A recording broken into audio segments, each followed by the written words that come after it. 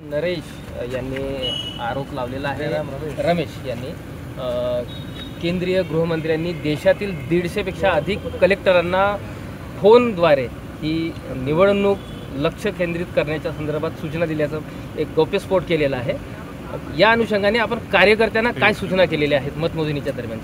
बघा, मुद्दा असा आहे की भाजपनी आणि विशेष करून मोदी मीडियाने जो एक्झिट पोल काल दाखवलेला आहे तो तर भाजपच जिंकून राहिलेली आहे अशा पद्धतीचं दाखवलेलं आहे।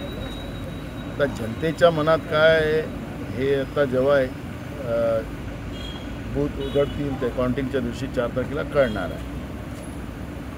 पण ज्याप्रमाणे ही जी चर्चा आहे की केंद्रीय गृहमंत्र्याकडून देशाच्या 150 कलेक्टरला फोन गेलेत आणि काही झालं तरी तिथं कॅन्डिडेट जिंकवा अशा पद्धतीचे रुमर सुरू झाली, म्हणजे भाजप निवडणूक हारते आहे आणि म्हणून भीतीपोटी कलेक्टरवर दबाव आणते आहे हे त्याच्यातून स्पष्ट होते। आता या सगळ्या प्रक्रियेमध्ये 4 तारखेची वाट सगळेजण बघतात आहेत, कारण की मोदी मीडियाने जो काल कमाल केला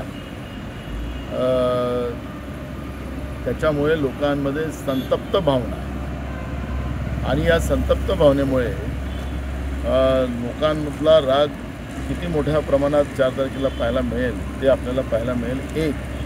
पण या मोदी मीडियाच्या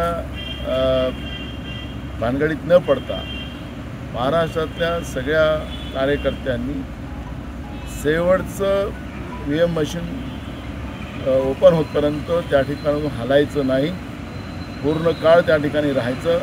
महाराष्ट्रामध्ये काँग्रेस आणि महाविकास आघाडीचाच विजय होणार। जवळपास 38 ते 40 जागा या महाविकास आघाडी जिंकतील अशा पद्धतीचा जो जनतेच्या मनातला कौल आहे तो आपल्याला 4 तारखेला पाहायला मिळणार आहे। पण जे मोदी मीडियाच्या माध्यमातून कार्यकर्त्यांना डिस्टर्ब करण्याचा आणि लोकांना डिस्टर्ब करण्याचा प्रयत्न झालेला आहे हा फक्त वातावरण निर्मिती करण्याचं पाप केंद्रातल्या नरेंद्र मोदीच्या सरकारने केलेलं आहे। त्याला घाबरण्याचं कुठलंही कारण 5 तारखेला आपल्याला मिळेल महाराष्ट्रामध्ये? बिलकुल मिळेल, कारण की त्या दिवशी 5 जूनला पर्यावरण दिवस असतो।